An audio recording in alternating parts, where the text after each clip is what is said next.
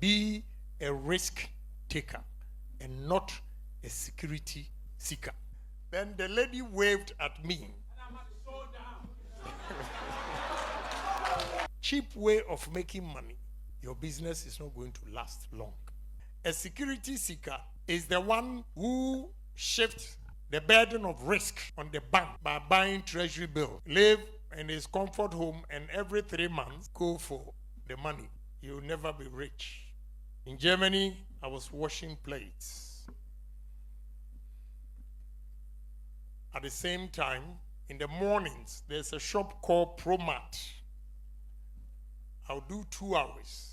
We'll clean the shop before it opens at 8. I start the restaurant, I start at 5 p.m. and close at 5 a.m., 12 hours straight.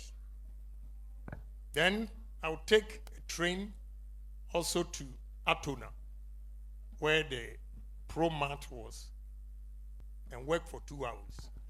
By the time I get home, it was about 11. And by 2, I was staying with a white old lady called Frastilla. She would come and wake me up to clean her house. I'll be cleaning the place, but you see, it's sleepwalking, complete.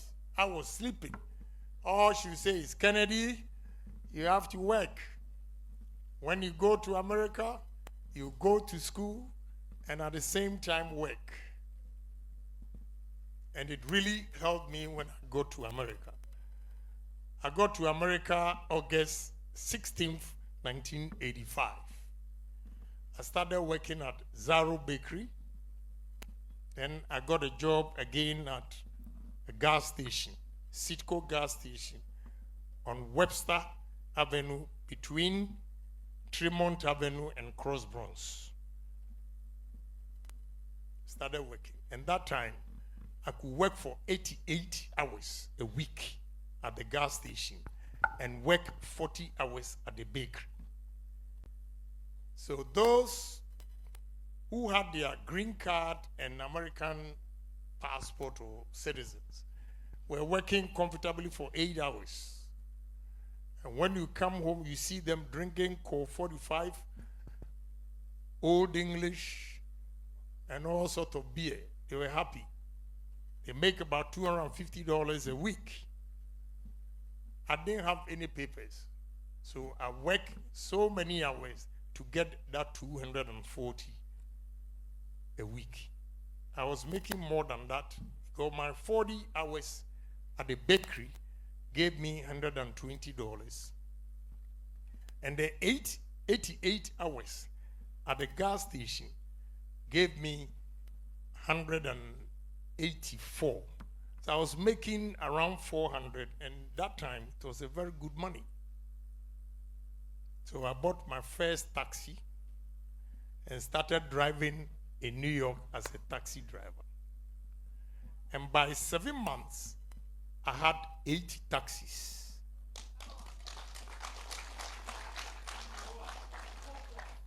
Because every month I saved $100 a day. So every month I had $3,000. I'll go and buy a used car, mainly the police ones. The police used cars are very strong. Some are called Chevy Impala or Chevy Caprice. I'll buy them. In America, if you don't put a partition, bulletproof, in the car, you might get shot and be killed. So every taxi, I put in a partition, make sure the insurance is complete, and give it to Ghanaians $40 a day. So when I'm making $100, they are making $40.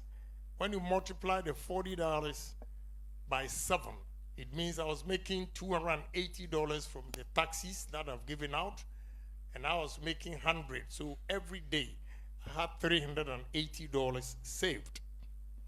That was when I bought my first house, April 1988. I was 28 years, and I bought my first house for my mother and my stepfather.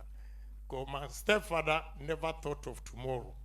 So as an army officer, he never saved. And when he went on pension, he stayed at the barracks for 6 months, and they threw him out. So when I heard of it, I gave money to Azuma Nelson's manager, Mr. Asa, and he found a house for my parents. At the same year, I bought my house in New York, Bronx, 624 Commonwealth Avenue,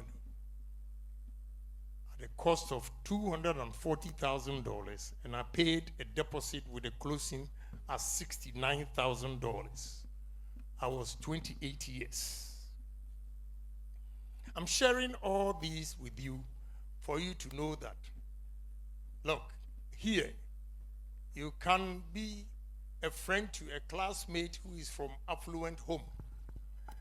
The mere fact that he's from affluent home does not determine his success in future.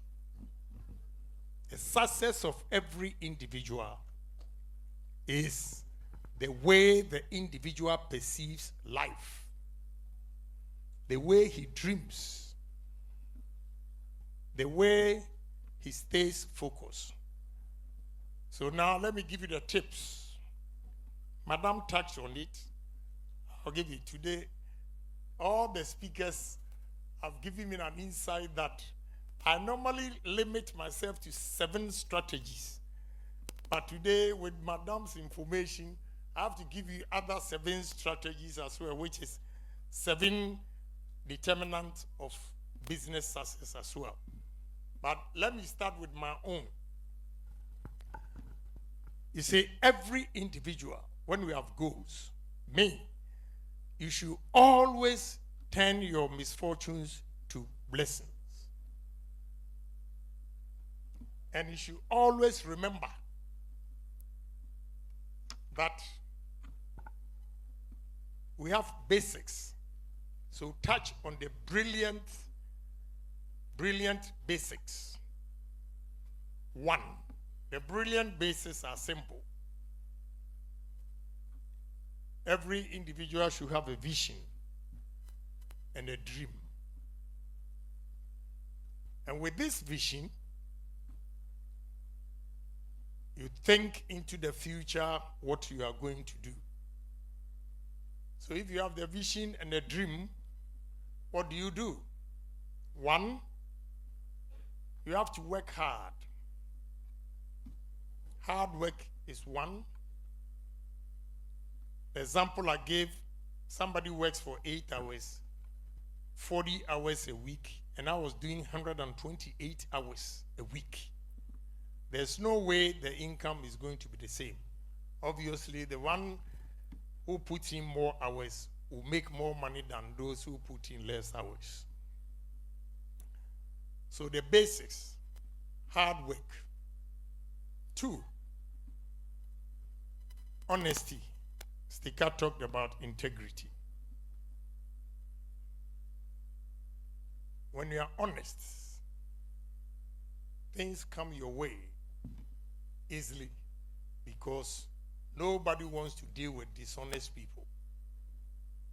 I will say that honesty is success. But with this, what you need is whatever money, no matter how small it is, you have to save.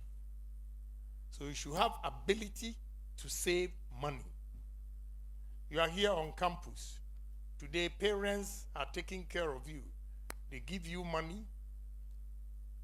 So this money, one of the speakers was referring to, going to buy expensive things. What I'll say is, you don't have to keep up with the Joneses. Keeping up with the Joneses simply means you have a friend who comes from a rich home. He has a nice shoe, a nice bag, and your lender of last resort You, a poor soul like myself, who want to get the same quality of shoe or bag with your friend. No, it's a wrong approach. Anybody here who is not married, when you are working, you should be able to save 70% of your income. How do you do it? You know, the young ones, especially the guys, what you have to bear in mind that freedom is expensive. When you finish or complete college, you are in a hurry to have your freedom and leave home because you think your parents, they are too much. They don't give you the freedom. So you move. When you move, don't forget that you have to pay rent, you have to buy food, you have to pay electricity. All these things takes not less than 30% of your income. But if you stay with your parents, all these things, the mean parents in Africa here, elsewhere, they are not mean. It's the system that you have to pay rent. But here, the only thing you do is buy food and take it home. When you do that, you can save the rent. An apartment that you could have rented, you save that money. You save the electricity. You save food costs and everything. And that alone, you can save 70% of your income. It's important. No, the ladies, the same. They have new boyfriends. The parents will ask them the time you are coming back home.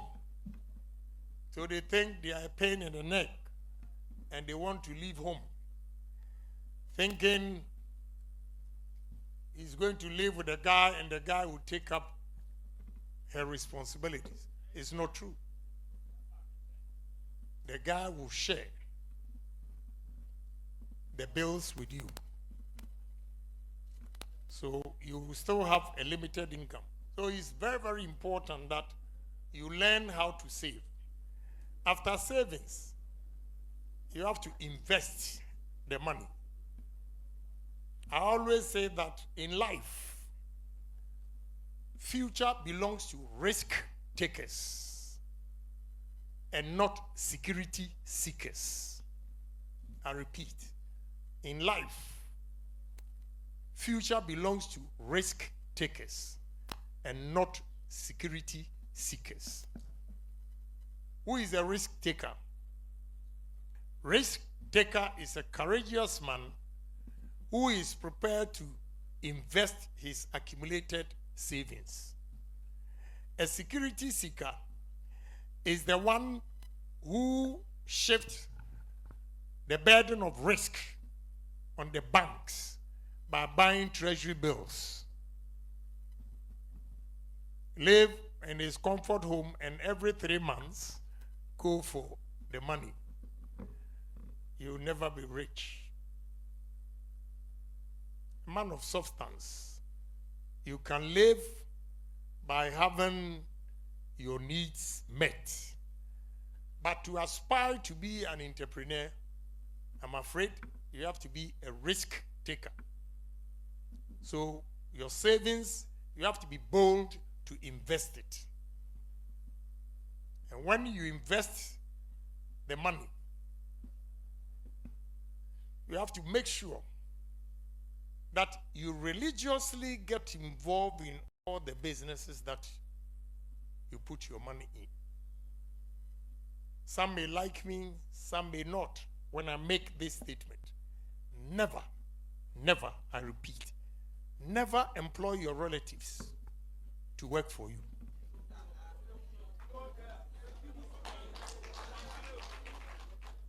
You know, this side of the world, your brother, your sister, your cousins, when you employ them, they take advantage of your leniency and mess up the business.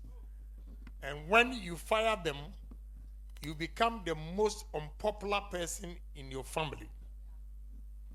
So to avoid that, build your business with people that you don't know, so that when they make mistakes, you fire them, so that your business will thrive. It's very, very important. When you are doing business, put religion aside.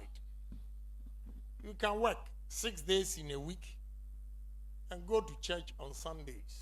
I don't have a problem. I have a house in Tema Committee 12. And every morning when I'm going to work, I see some ladies in the church praying, walking majestically from one end to the other, speaking in tongues. And I ask them, so how do they eat? How do they eat? If you know the Bible well, even the church was formed on the basis of money. That is where Ananias got punished. Because they asked the members to sell their properties for them to get money to build the church. And Ananias hid some of his money, and they got to know. Don't get me wrong, go to church on Sunday. If you are 7 days Adventist, you go to work on Saturdays. I don't have a problem. But 24/7, if you are speaking in tongues in the church, manna will not come from heaven. Manna will not come from heaven. You have to be humble in your dealings with people. If you accord your customers with respect, you lure them to come to you constantly to buy your product. So when you have faithful, constant customers, your business will prosper because you have the market. So your reception to customers that come to you will also determine how your business will succeed. Then dream big, do things big. Let people know that yes, you are capable of doing this. When you begin to tell friends your dreams, all they will say to you, oh, wait there, Ojanenum. The moment they say Ojanenum, that should challenge you to make sure whatever you've said to them comes to pass. I said earlier on, turn your misfortunes to be blessings. And one example is, maybe a poor guy like that always had beautiful girlfriends. But anytime they came to my house, they left me. They were disappointed. Because one of them came to my house and my stepfather's furniture, one of them, the leg was broken. And they just fixed it there. I forgot and asked her to sit. No, when she sat, then to to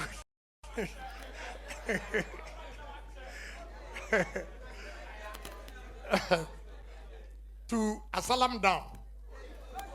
Yeah. You cross, yeah, apologizing. But you know, she came from a rich home. So she was so hurt.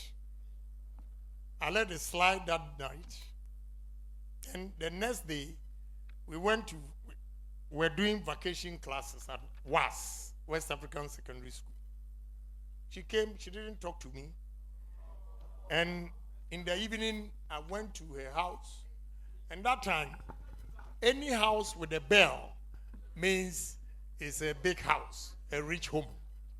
They had a bell, so I rang the bell, and the lady came out. When she saw, so I said to myself, one day I'll be somebody.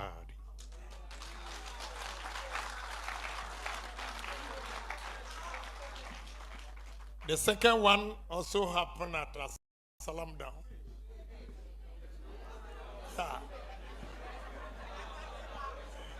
You know, that lady was so beautiful. After sixth form, I gave her my books for her to use. And one of the books was written by a master here at Ahmadiyya, a consummate East Ahmadiyya. He was the happiest guy on earth, sixth form, going there majestically with my galleys. When I entered the house, where she always sits with me, there was one handsome guy. I have to be honest, he was handsome. Well cut hair. He was older than me. So obviously, they were rich. That day, the lady, I sat with her sisters for almost 3 hours. She never spoke to me.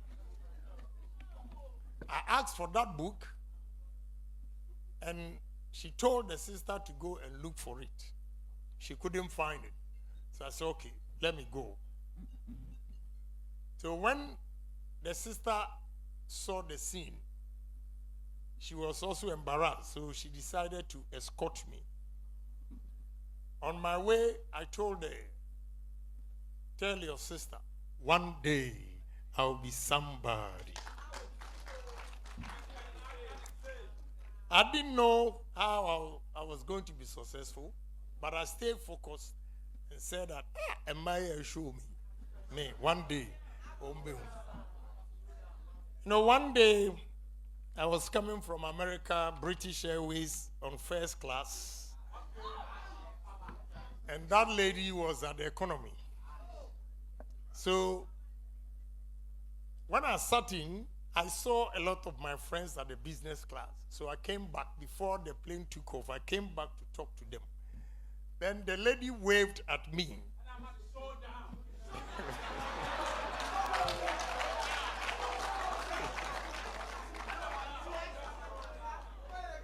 So I went to her and she said, oh, I saw you. I wanted to come to where you are. And they said they will not allow me. And I said, are you a Christian? Do you read the Bible? You remember Lazarus and the rich man?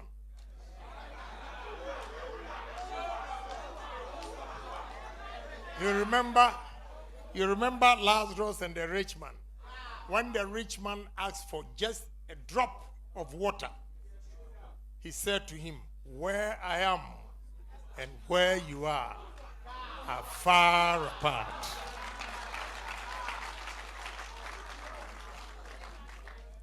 Maybe they could have allowed her if she was in business class, but economy, you cross business class and come to first class, Then I told her, Janet, I told you, one day I'll be somebody.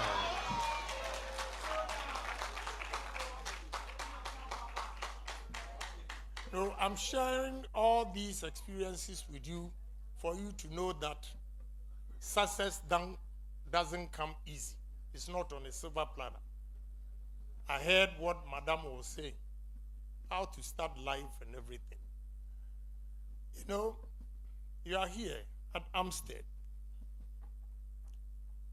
About a month ago, I had the opportunity to address students at the Accra Technical University.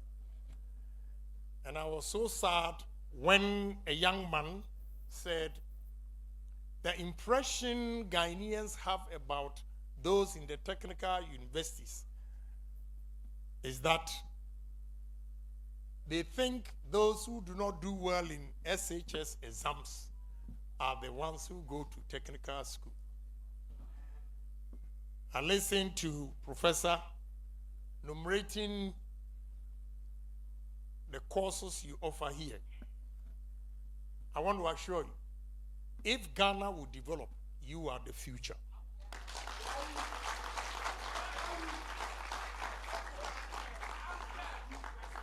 When you come to my office, files of applications, accounting, human resource, and this time, supply chain, a lot. You seldom see the technical skills. I invited some students to come to one of my factories. I don't know if you can show it for them to see. They were there. And I will always ask the professor to bring some of the students to have first-hand training in my outfit.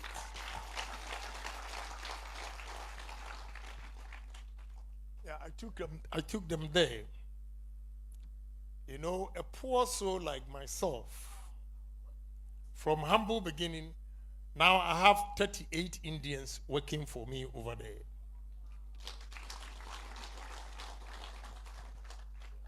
This is the steel plant that they are fixing the machines.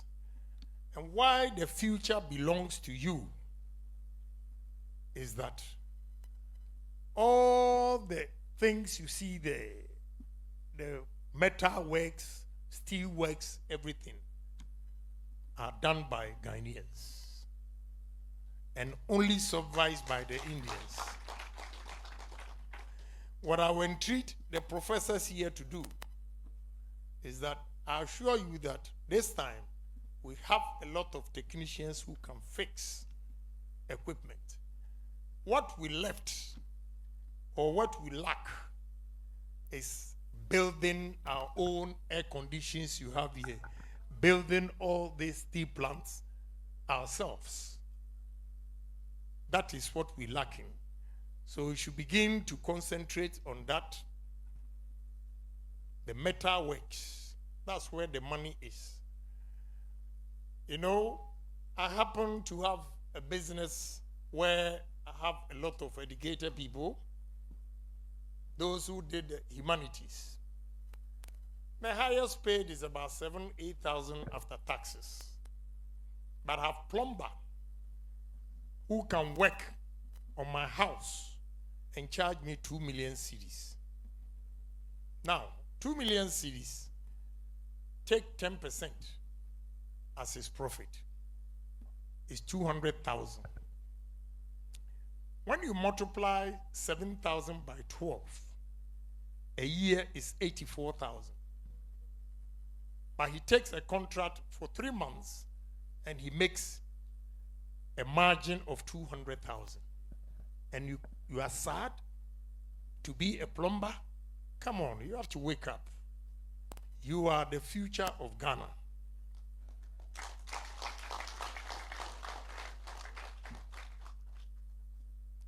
Have electrical engineers who come there, take a contract, they make millions. Have a gentleman, my new co-store, the glass work alone, he charged me 5 million to do the glass work. So who says you are the least recognized in the country? You feel so because we don't set our priorities right.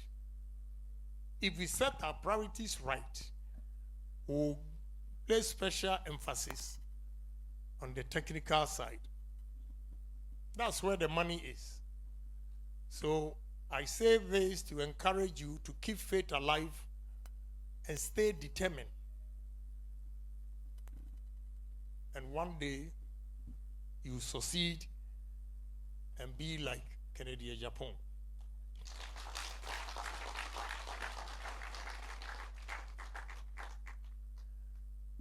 You see, there's a saying, a proverb which says, in a blind man's world, one-eyed man is a king. I'm talking and you are clapping for me, clapping for me. When I get to Dubai and I sit with my billionaires friends, if I'm not naturally courageous, I'll not be able to speak. For the numbers they mention, then you come here, they are hailing Kennedy Agyapong. Go there and listen to, business ideas and the monies they move. So, I'm not ending here. I'm forging ahead, whether business or politics. I will not relent my ambition until I drop dead one day. I will continue to strive for success. And let me branch off to this area. 7 determinants of business success. 1, productivity. 2, customer satisfaction. 3, innovations. 4, quality. 5, focus. 6, organizational development. And 7, building people. Let me repeat again. 7 determinants of business success: productivity, customer satisfaction, innovation, quality, focus, organizational development, and building people. What do I mean by productivity? Productivity is a key to every business success and the economy as well. We need to produce with efficiency. What I mean by efficiency is, I'll give you one example. I have a business partner who has established tomato factories in Senegal, Gambia, Guinea, and Cote d'Ivoire. We are now coming to Ghana here. In Senegal, when he first went there, 1 hectare of the land, they were producing 15 tons of tomatoes. Today, with this technology from Dubai, they produce 70 tons per hectare. So with the economies of scale, in terms of productivity and production cost, the one who is able to produce 70 tons per hectare obviously has a cheaper cost of production. Whereas those who produce 15 tons per hectare will always have a high cost of production. So a low cost of production and high cost of production, the one who produces at a lower cost obviously will knock the one who produces at a higher cost out of business. So productivity is key. And you should be determined that the old ways of doing business, this time we have innovations. The agrarian style of doing business and farming is over with technology and digitalization. You can sit here.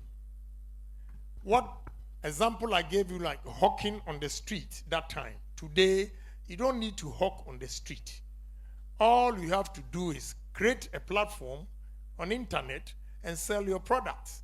The ladies here buy hair piece, Madame's products, and put it on internet. What we have to do is, when I was buying lead bars, bucket, and all those things from Lagos town, my mother was stuck with those provisions. I moved up. But I will go and buy the bucket and lead bars from Lagos town, bring it to Okanshi, come and sell, take my profit, and go back again. So you can also buy from Madam, put it on internet. Don't disclose your source. That one, don't do it. If you disclose your source, they will go directly to Madam and buy it. You buy Madam's products, you're on campus. You can go door to door. She have sweet tongue. Rub them. Yes, you have to yob and sell the product.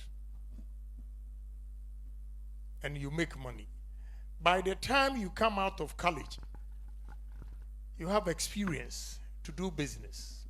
There was a lady in Sunyani that I spoke to.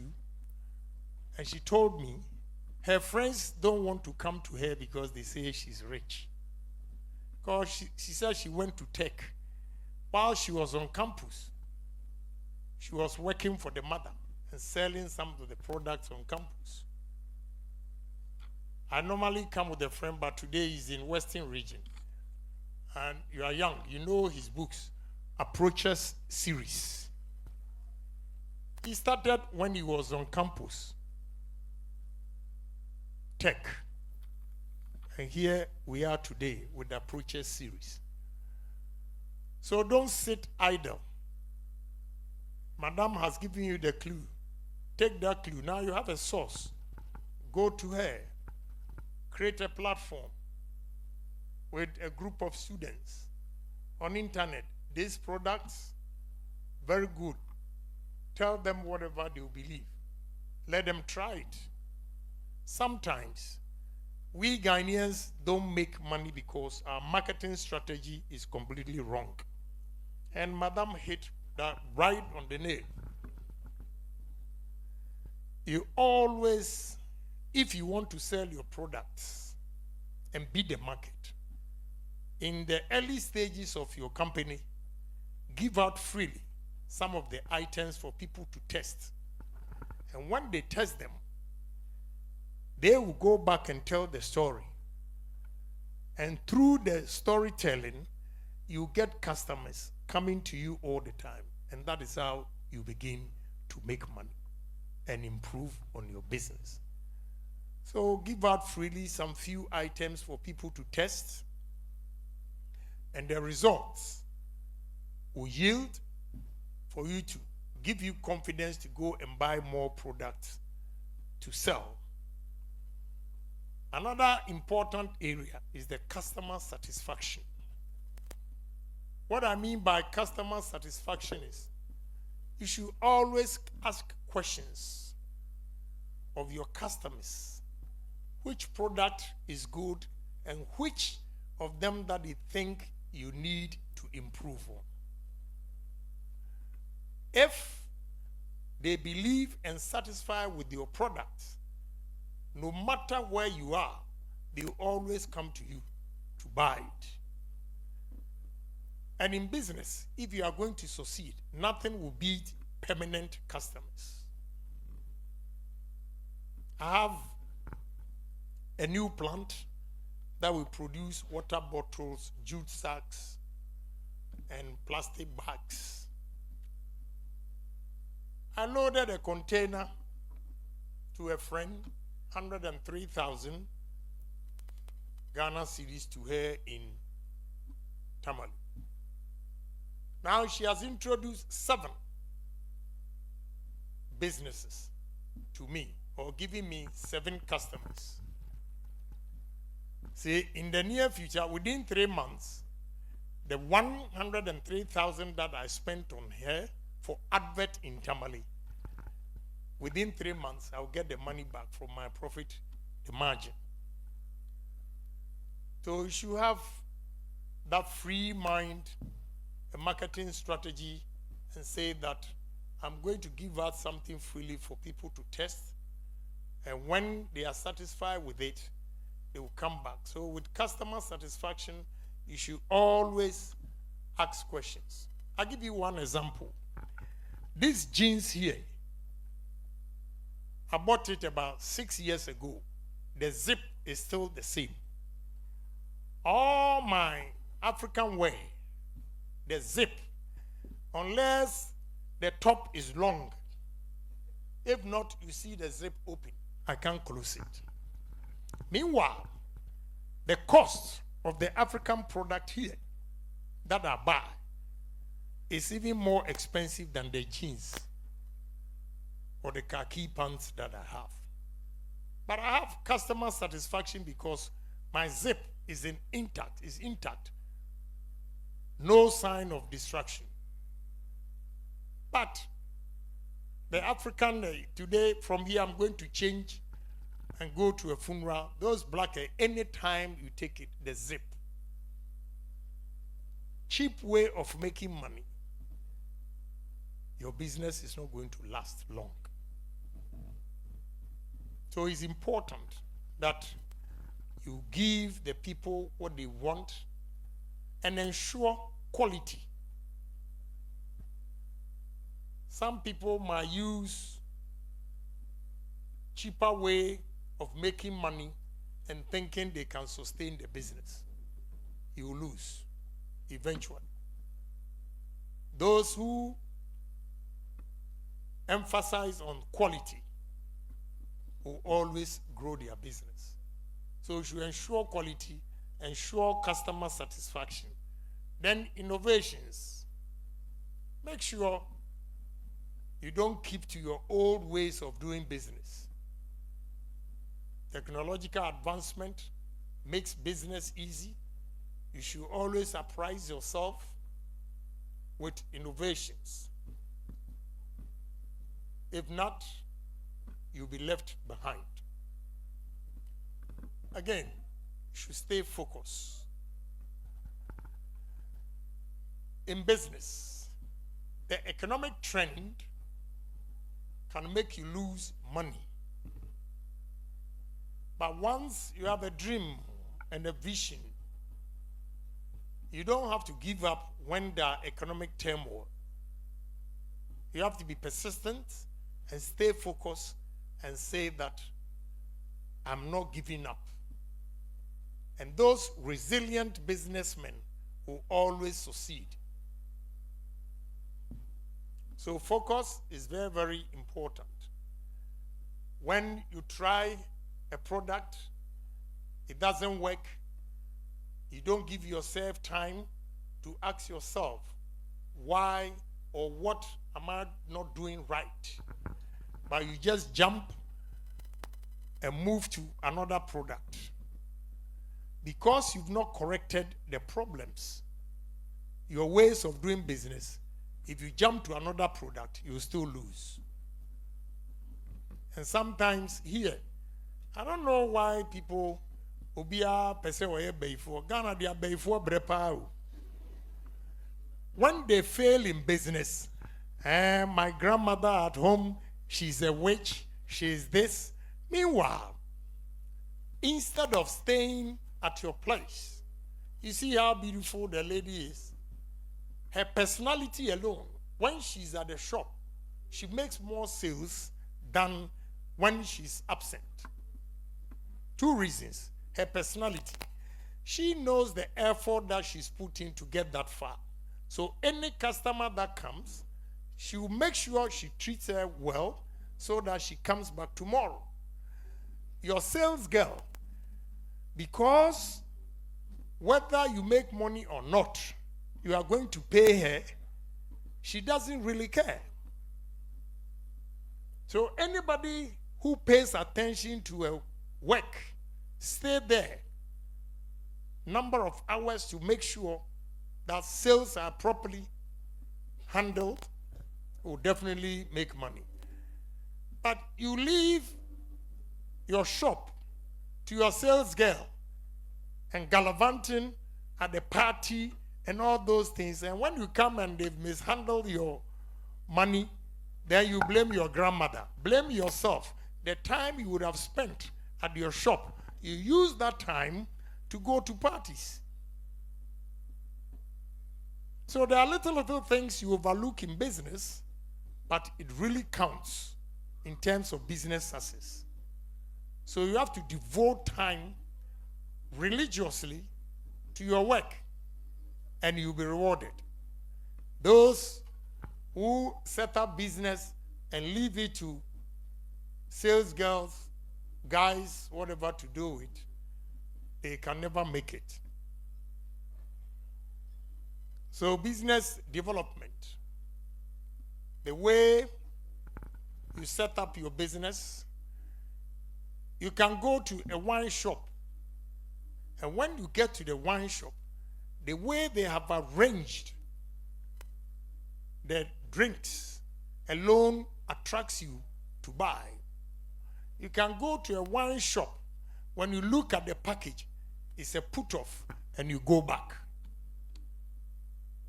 A business organization, you have professors, you have academia who can always show you the trend on the market, advise you the trend on the market, and when you yield to the advice, because there's no one person on earth who has the whole world's knowledge. So you should always take advice and begin to change the setup of your business. And it really influences decision when you are marketing a product. And building people. The way you treat your workers with respect, they will kill themselves for your business.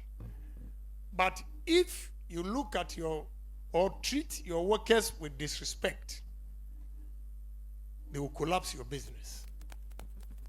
So your human relations with your workers also count for your business success. So it's not going to be easy. Life is like multitudinous in Canada. It's waves, caves it, go up. You fall 1 or 2 times, but say to yourself that never again. I'm not going to fall. I remember this footballer came to my house, Sule Muntari, and asked me a question. Honorable, have you failed in business before? I said, why? He said, you are successful and the ideas. He said, well, I have failed twice. But the third time I said to myself, never again. So you have to be determined to succeed in life. Don't give anything to chance. You have to work hard. Challenge yourself. Sometimes the mere fact that you've completed first degree, you think it's a license to succeed in life. It's fallacy of argumentum ad hominem.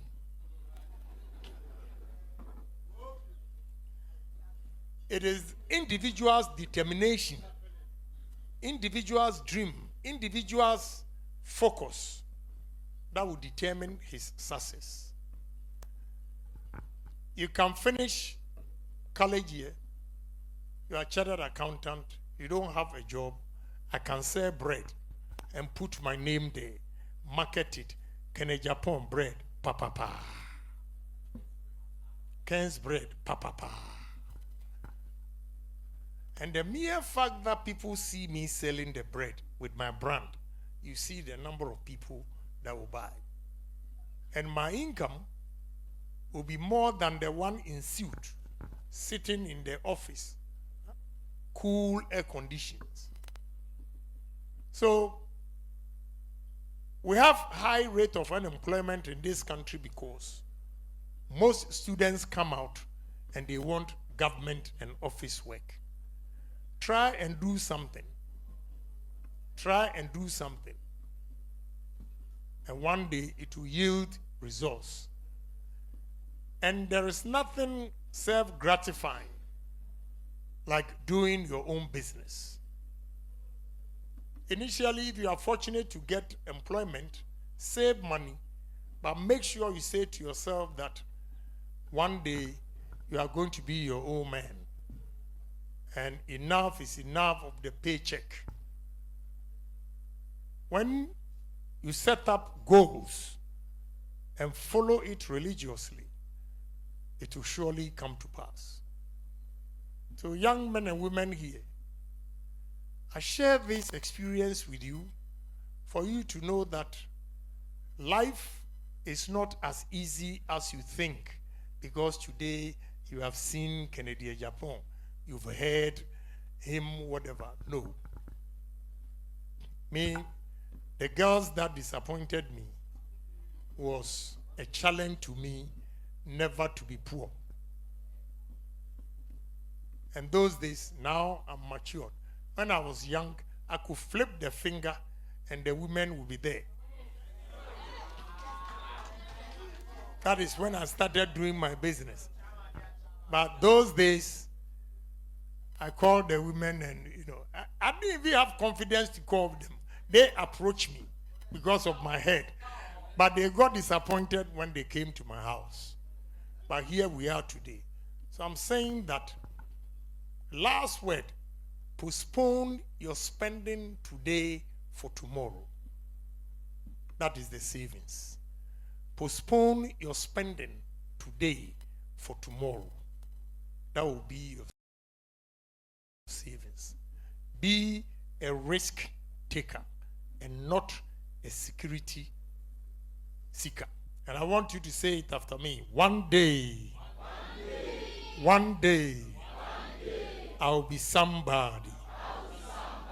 One day, I'll be greater than Kennedy Agyapong. God bless you.